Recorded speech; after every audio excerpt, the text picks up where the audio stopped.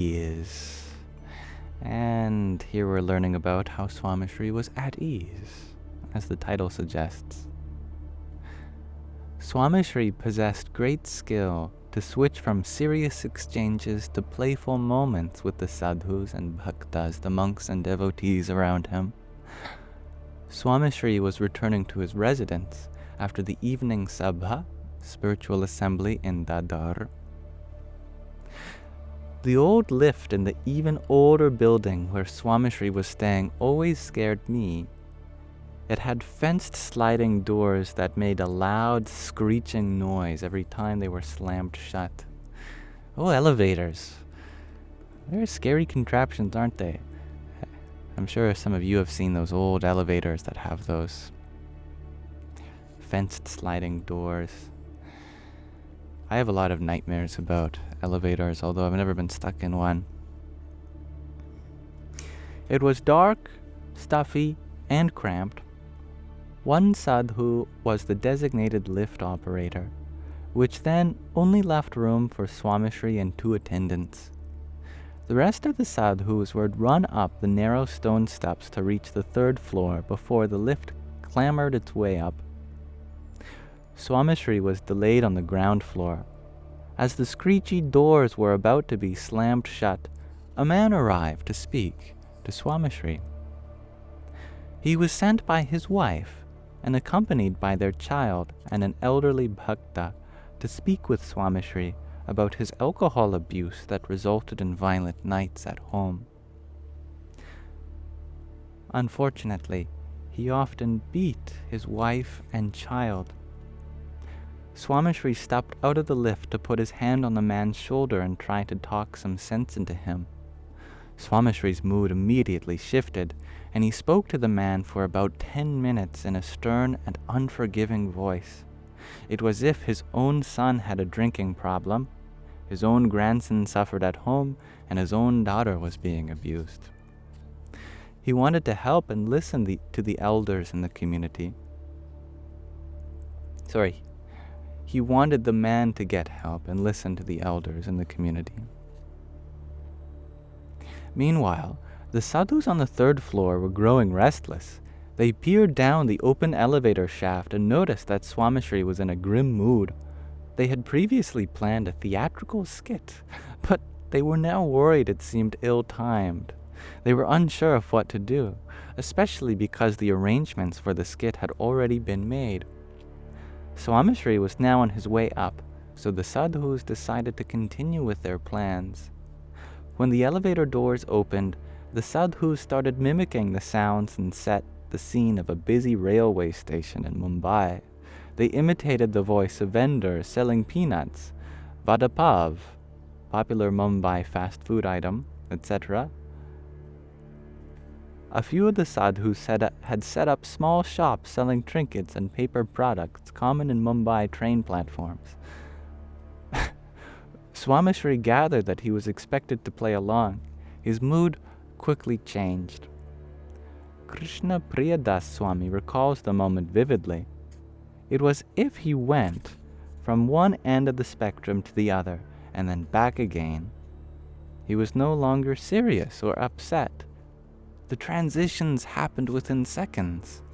I started to huff and puff to make the sound of a train engine. You guys are really goofing off up here. I must say that the sound of the train engine he emulated rivaled the real thing.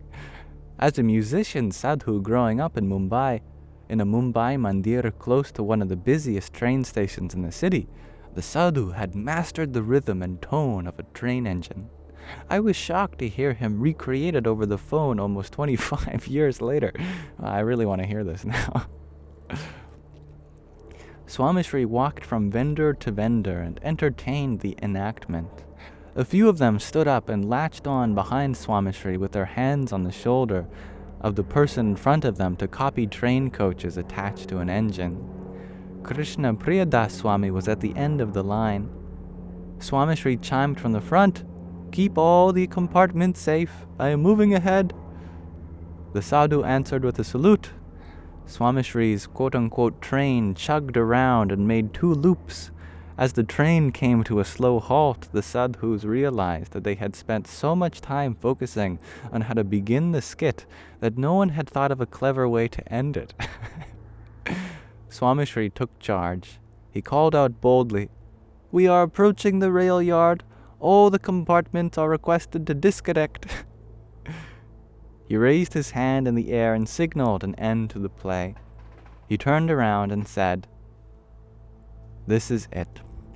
Keep smiling and enjoying the bliss of God. Akshardham, the abode of the divine, is not far. This is how you will get there." Swamishri was able to shift his frame of mind to play after having a solemn conversation mere seconds ago.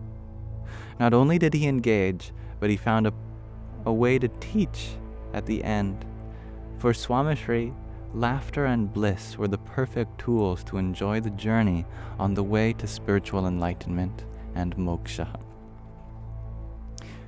Swamishri was at ease enough to participate in children's games to teach mature spiritual lessons. I just love to imagine that this international spiritual teacher, the head of a huge organization, just pretends to be a train sometimes with his fellow monks. I think that's really cute. Shows how the childlike spirit is so intimately tied with spirituality. One of the most important aspects of Swamishri's playfulness was its authenticity. It was never forced because Swamishri did what felt natural.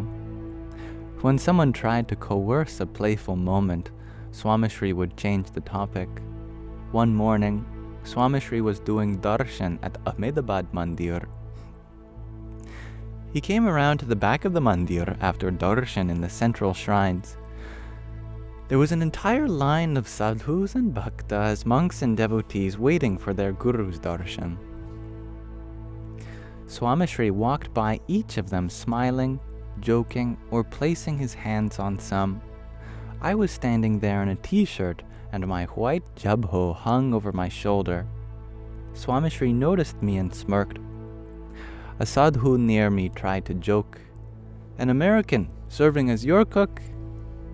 Swamishri responded, "Not a cook, a sevak. Sevaks do not have nationalities."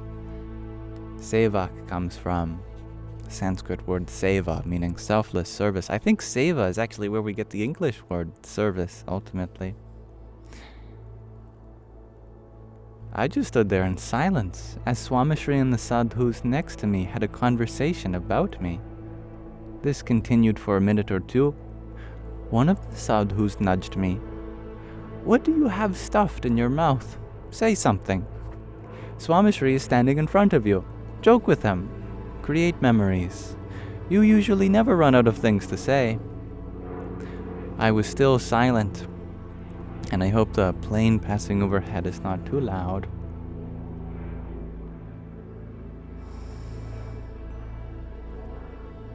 Swamishri interrupted.